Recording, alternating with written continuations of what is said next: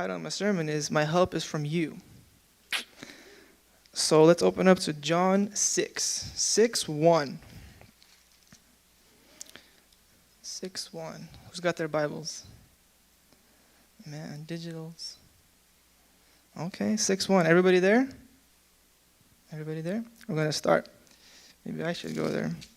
It says, after this, Jesus crossed over to the far side of the Sea of Galilee, also known as the Sea of Tiberias. A huge crowd kept following him wherever he went because they saw his miraculous signs as he healed the sick.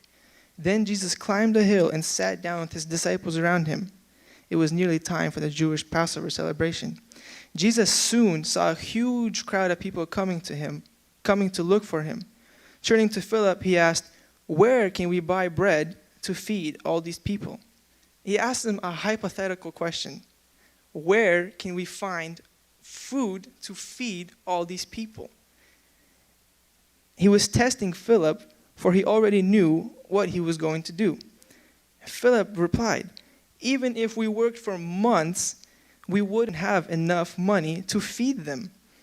And then Andrew, Simon's brother, spoke up. There's a young boy here with 5 barley loaves and 2 fish. What good is that with this huge crowd? Tell everyone to sit down, Jesus said. So they all sat down on the grassy slopes. The men alone numbered 5,000. Only the men, 5,000. Then Jesus took the loaves, gave thanks to God, and distributed them to the people. Afterward, he did the same with the fish, and they all ate as much as they wanted. After everyone was full, Jesus told his disciples, now gather the leftovers so that nothing is wasted. So they picked up the pieces and filled 12 baskets with scraps left by the people who had eaten from the 5 barley loaves. To me, I've read this parable, this story. I've heard this from when I was like 3 at Sunday school. This is like one of the basic parables, and it never hit me as hard as it did when I was reading it, I think like a week ago or 2 weeks ago.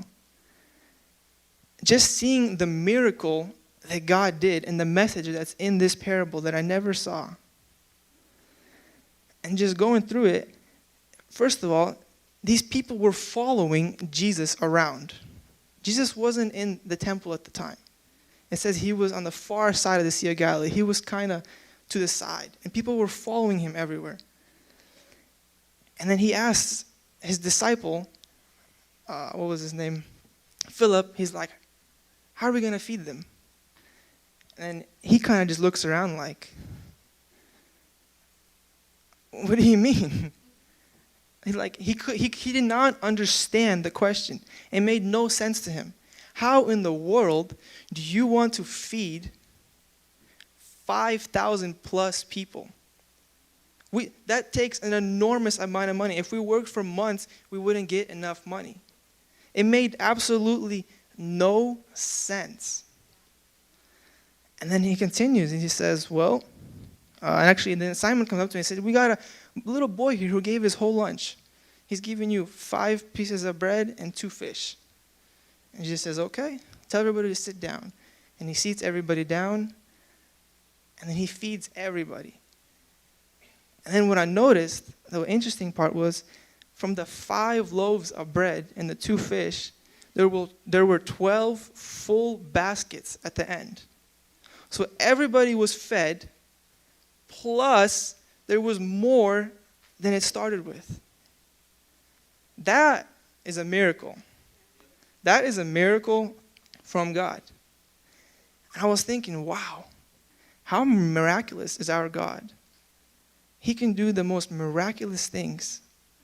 And I'm thinking, wow, in my life, I have also had so many miracles. And I'm thinking, wow, we need these miracles in our life, each and every single one of us. And we have it right here. We have all the answers to our prayers and all the answers to every single miracle that we need right here in this Bible. We have it in God. All of the answers to our miracles. Some of us, maybe we want to go to college and we're just not cutting it right now. Our grades are too low. We don't have enough money to pay tuition. We can't get into the program. We need a miracle to happen from God.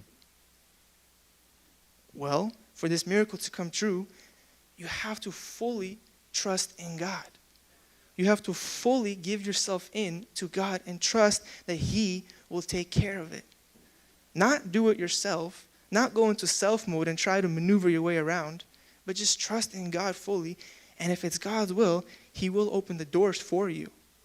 Our God is a miraculous God. And if He can do things like this with the the food, and feed the people, He can do anything. Same thing with, I had a friend once who really wanted to go to a mission trip, but he just didn't have the money to go.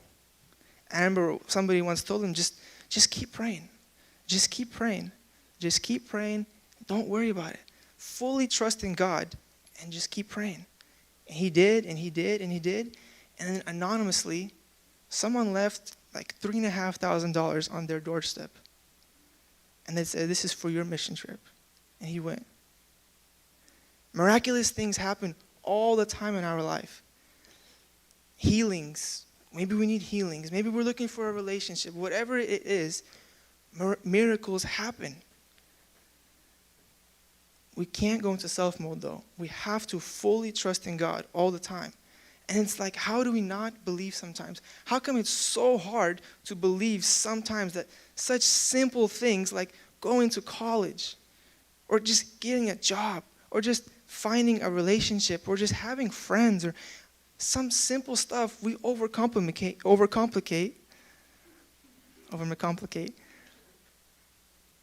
And we put God into these little parameters, and we're saying, God, I don't know if you can do that. Maybe we don't say it directly, but we're thinking it.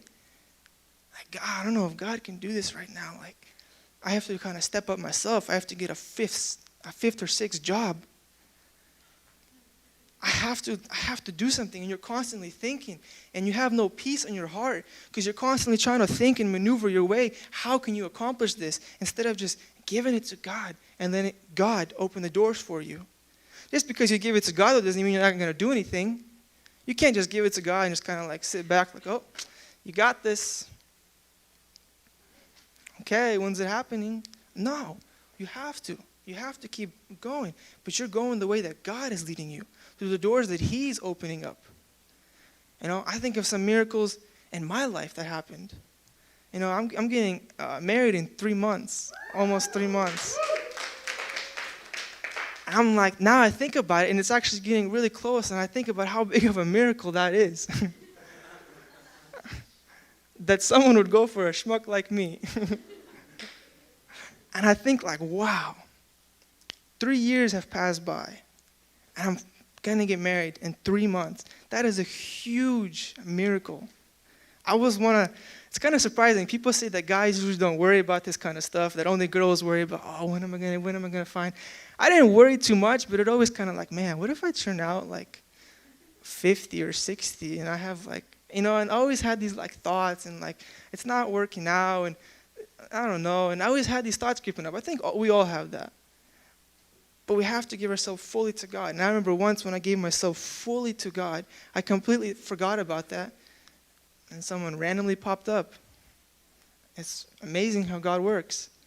Or from life and death situations, how God saved us miraculously. I remember I had a friend, it was probably the most scariest moment of my life. We were sledding one time.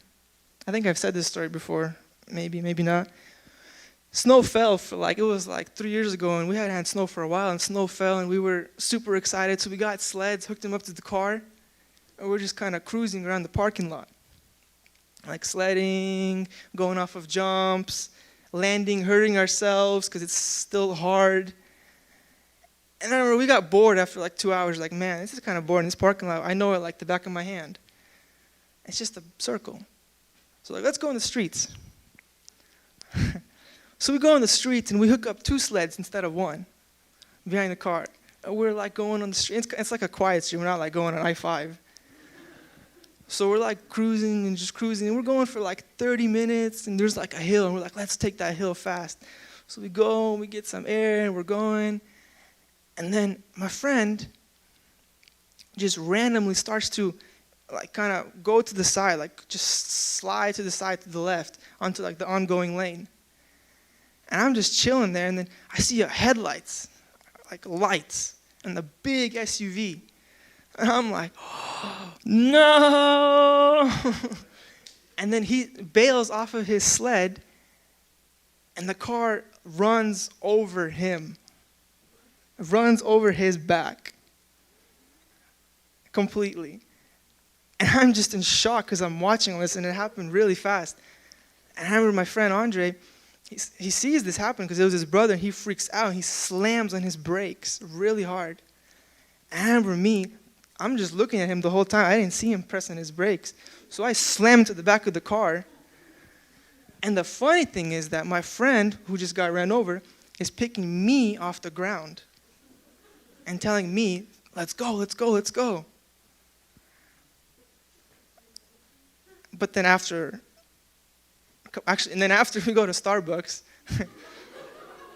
we go to the bathroom, and we took his shirt off, and we're like examining him, like, oh, you're fine. Everything is okay. And like 10 more minutes, he's like, and it's like really hard for him to breathe. And we're like, I think you're okay. We really didn't want to go to the hospital because we were scared of his parents. Like his parents are going to freak. And he's like, and then his brother's like, I think we have to go to the hospital. Anyways, he ended up having almost 2 collapsed lungs. And he was in the hospital for almost a month. And now he has these like crazy scars. And yeah, it was not a pretty situation. But I think back at that, and I think at the moment, we were really scared. Really scared. But how it turned out was a miracle from God. He got ran over by a car, and he's alive. If it was a couple more inches to the left, to the right, I don't know, up, down, it could have been his heart. It could have been his head. That was a miracle from God that he's alive. And just so many miracles I've had in my life with my career and my job. That was one of the biggest questions I ever had before God was, what do you want me to do? What am I supposed to do? Am I supposed to go to college? Am I not?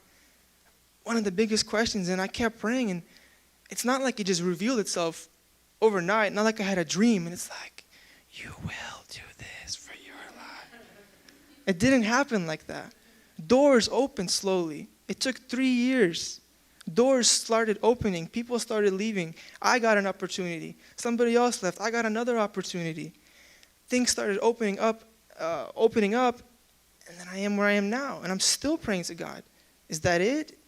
Am I supposed to do something else? I don't know. But for now, I'm thanking God. And it's a miracle. In the Bible, there's so many examples of miracles. I'm going to hit this miracle part hard right now.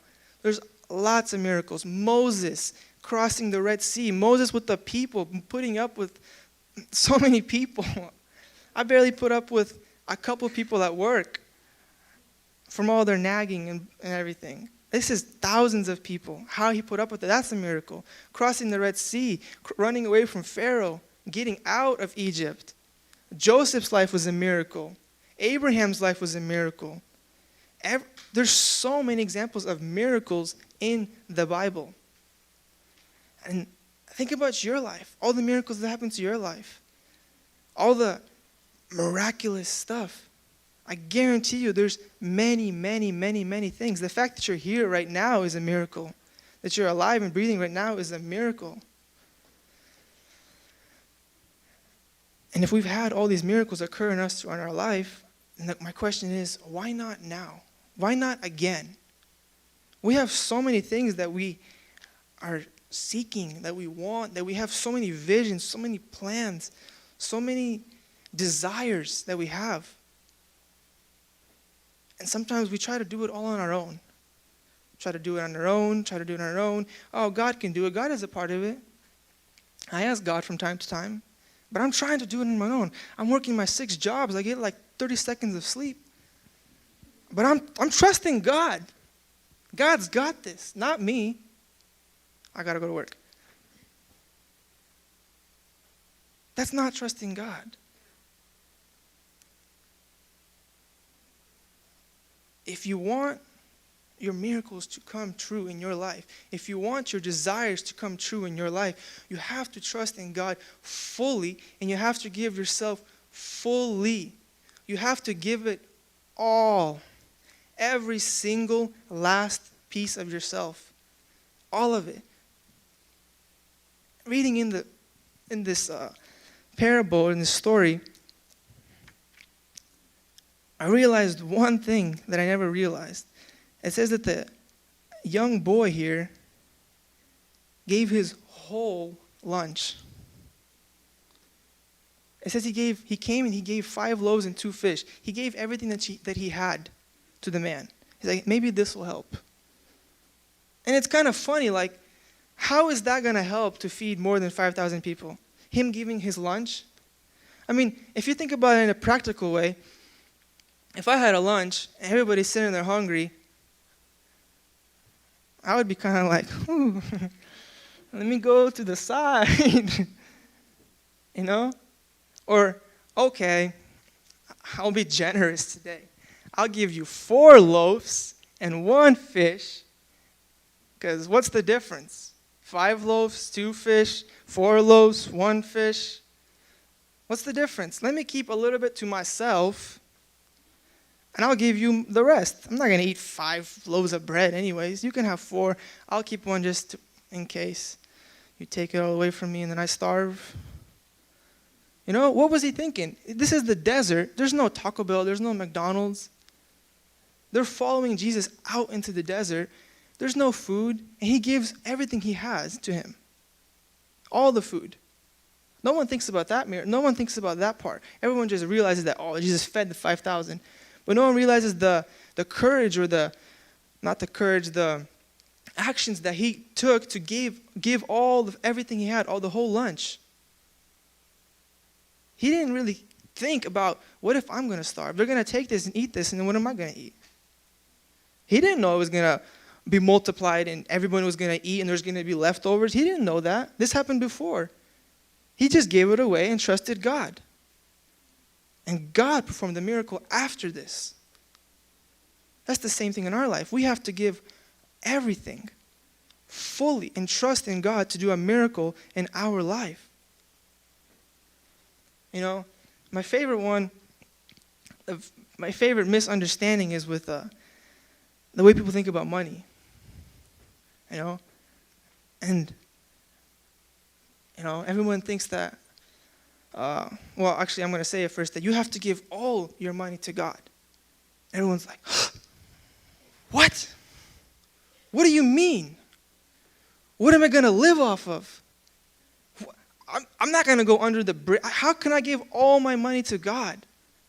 That's the way it is. You give all your money to God.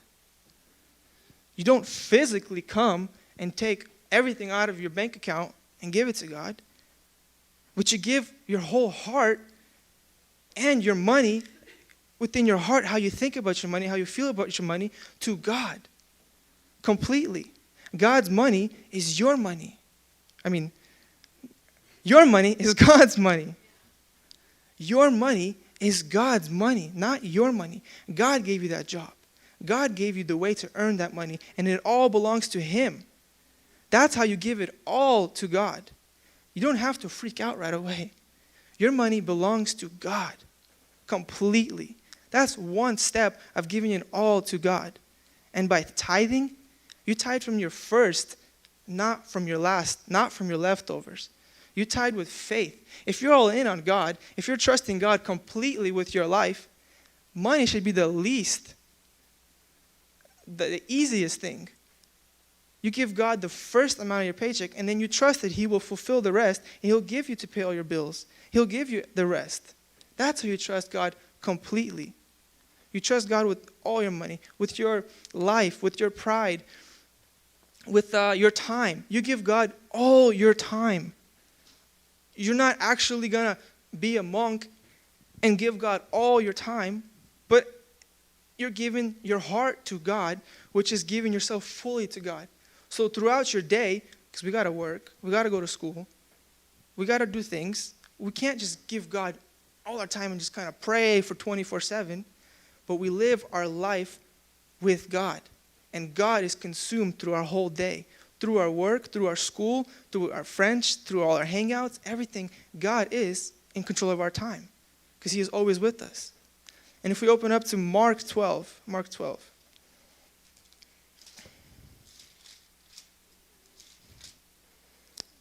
12:41.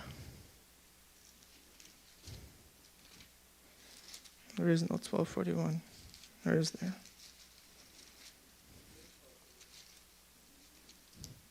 Oh, I'm losing it. 12:41, it says, Jesus sat down near the collection box in the temple and watched as the crowds dropped in their money. Many rich people put in large amounts. Then a poor widow came and dropped in only 2 small coins. Jesus called his disciples to him and said, I tell you the truth, this poor widow has given more than all the others who are making contributions. For they gave a tiny part of their surplus, but she, poor as she is, has given everything she has had to live on. See, this lady, she didn't have anything, but she came and gave everything. She gave everything she had. She trusted in God completely. So, another misconception, does that mean that we have to come and give all our money to God? No. But we have to get our heart completely to God. We have to give the thought that we control our own money to God. He controls everything. God didn't, many people think that the rich people who were coming, they were super greedy and stingy and like with bags and like, here, take your money. And they're like these greedy people that are just walking away. God never said anything about these rich people that were given money. He never said anything negative about them. Where does it say something negative about them? I always had this misconception in my head that this poor little widow came and just like dropped in these 2 cents, and these guys are like, she only gave 2 cents. Watch this. Bam, throws in a whole bag, and the whole temple like shakes because he threw in so much money. Yeah. Well, you only gave 2 cents. That's not what happened at all. That's not at all how it happened. This lady came, gave everything that she had. And these men were coming and tithing like they were supposed to be tithing. God never said anything wrong, or Jesus never said anything wrong about what the rich people were doing. He was just bringing up the point that this lady gave more than these men did. It's because it's not how much money you give, but it's the thought that counts. It's the heart, it's the action that counts. And she gave everything. That's what matters to God, is where our heart is. Not how much we give, not how much time we get, not how much we sing, how much we worship, how much we preach. It's about the action. It's about the thought. It's our heart. Where our heart is what counts. That's why she gave more than all of them gave. They might have made the whole temple shake because they threw in so much coins. She threw in 2 cents, and she gave more because her heart was there, and she fully trusted in God when she gave that away. That's why God said she gave more. We have to fully surrender ourselves to God. Miracles don't just happen.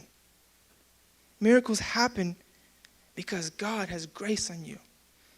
Because God is in control of your life. And we have to, and for us to love God, for us to worship God, we have to give God everything. These are just some little examples. It says, seek first the kingdom of God, and all else will be given to you. Seek God first in his righteousness, and all else will be given to you. We have to seek him first and not worry about the rest and let God worry about the rest. It's not our job to worry about the rest. Our job is to seek God first and let him worry about the rest. My help comes from him, not from myself. We're going to fail slowly. Slowly but surely, we're going to fail. Pulling 5, 6 jobs, we're not going to be able to pull it. You're going to break down. Whatever you try to do, you're going to break down. If you go hunting for girls, if you're a guy and you can't find one, you're not going to find anything. You're going to find someone who's going to use you up, and you're just going to keep looking. Jobs. If you keep hunting for jobs by yourself without God's help, oh, I got a job. You work there for like a week, oh, it's not going to work. You go to another job, oh, it's not going to work. You keep a job hopping from job to job to job to job, and God is just sitting there like, man, I got a job right here. Just come to me. It might take a while. It's not going to happen overnight. It takes time. It takes time. For Abraham, it took, Sarah was like super old before she had her baby. What was it? Over 100? Over 100. It took 100 years for his miracle to come true. Joseph, that's like my hero of the Bible. Everyone's is like David or like Moses or like whatever. Mine is Joseph, other than Jesus. I'm talking about Old Testament people. Don't look at me like that. People are like, what? Jesus is not your hero? I'm talking about the Old Testament. Joseph, greatest, oh man, just greatest hero or whatever in the Bible for me. 20 or 30 or 40 something years, whatever it took, his whole life, he was pretty much mistreated. His brothers always hated him because his father loved him the most. His brothers always abused him, threw him in a hole, sold him off to Egypt. He was in Egypt in the prison. He got bought out by some kind of big guy there, rich guy. He was the servant. Started growing. Things started looking good for him. He started growing, became the head of the head servant of the house, controlled everything. And then out of nowhere, he gets accused of trying to rape his master's wife. Bam, straight to the dungeon, like complete exile, death. He was done there. After that, there was no like 15-year sentence or he'll be out. He was done. There was no hope for him at all. At all. Yet, he kept trusting in God. Completely sold out to God. Not wavering. Completely sold out to God. And after a certain amount of years, miracles happen. He gets pulled out. He reveals Pharaoh's dreams. Pharaoh makes him second in command of Egypt. By doing this, he might have just saved the whole Israel. Because Israel would have starved to death, possibly. I don't know. Because there was a huge famine in the land. And because of Joseph knew this was coming. He revealed Pharaoh's dreams, and they stockpiled for 7 years huge amounts of grain to support the next 7 years. There were complete famine. Why? How did this happen? Because he fully trusted in God. No matter how dim, how dark the situation was in his life. Fully trusted in God. That's just one example. David is another example. Trusted in God. This guy's going to fight a huge Goliath. This homie was like 8 feet tall or like 9 feet tall or something. That's not even human, man. Like a dinosaur. And he's going to fight him. And he doesn't even have any armor on. Doesn't have a sword. He couldn't even lift a sword, I think, or something like that. Oh, that's just from the cartoons, maybe. Goes with nothing but a slingshot, some rocks, and his faith. His faith in God. He defeats him. And miracles happen. He became the king of Israelites. I'm telling you, I'm like spazzing out today. But did he become the king right after he killed Goliath? No. Alex was saying that last week. He went into hiding for like some amount of years, hiding away because King Saul wanted to kill him. Did his miracle happen overnight? Was he the big hero? Knocked him out. Oh, he's the king. Everything is cool. No, it took time. He kept persevering. He kept having faith in God through all these ups and downs. We have to remember that our miracles aren't going to happen overnight. it's not just going to happen.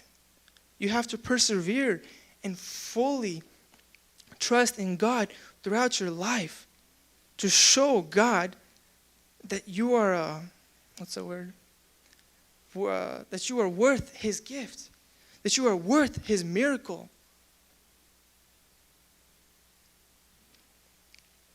In the parable in John 6, the disciples, they didn't understand what Jesus was doing. They didn't understand. This kid brought him 5 loaves of bread and 2 fish, and he gave it. He's like, well, should I even give this to Jesus? I'm going to look dumb. Like, what is 5 loaves and 2 fish going to do? But he brought it anyways. And they didn't understand. They're like, oh, this is nothing. This is not going to do anything. But from that nothing, everything started. And same thing in our life. From that little first faith, from that little first step of faith, from that little first seed of faith, that's where everything starts. Maybe we're looking, like I said, for a job or something. It first starts by getting on your knees and praying. That's the first little act. And you're thinking, man, how is me getting on my knees going to give me a job? That makes no sense. It's not my interview. I'm not going to my interview. I'm just getting on my knees in front of my room. That has nothing to do with my job. But it has everything to do with your job. Because it starts from the small. It starts from the really small stuff that don't even make sense to us. Disciples, it didn't make sense to them. To me, it still doesn't make sense how Jesus fed 5,000 plus people. How? How did he feed 5,000 plus people with 5 loaves of bread and 2 fish that some boy gave all of it, and then there was 12 leftover full baskets? That does not make any sense in any way, shape, or form. That makes no sense. But that's who our God is. He's a miraculous God who makes sense out of when there's no sense. And when our life there is stuff that don't make sense, when it looks like we're blockaded, that's when sense is made. That's when God acts. That's who he is. When you give your God your all, sometimes it won't make sense. You'll be scared. You won't know what to do. But that's okay, because God will make sense out of that. Just trust in him completely. If we could just stand to our feet. I'm going to finish up a little early today.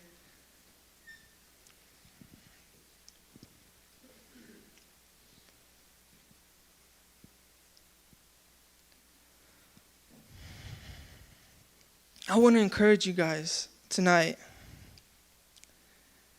I don't know about you guys, but in my life, I have many things that I want to know, many things that I want to figure out, many things that I want to achieve, many visions and goals that I have.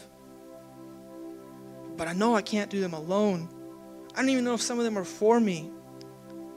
But I know if I trust in God completely, no matter what the roller coaster may be in my life, it's going to be miraculous. It's going to be miraculous because God will never, ever give me more than I can handle. He'll never, ever give you more than you can handle. Sometimes that's the biggest part, is that you think that you can't handle it. It's going to be too much, and it's going to be over the tipping point. So that's why you go into your self mode. But it's never going to be like that. Because God says, when he says it, it's true. He says he will never give you more than you can handle. So trust in him completely. Sometimes your life doesn't make sense. Trust in him. Give it all to him.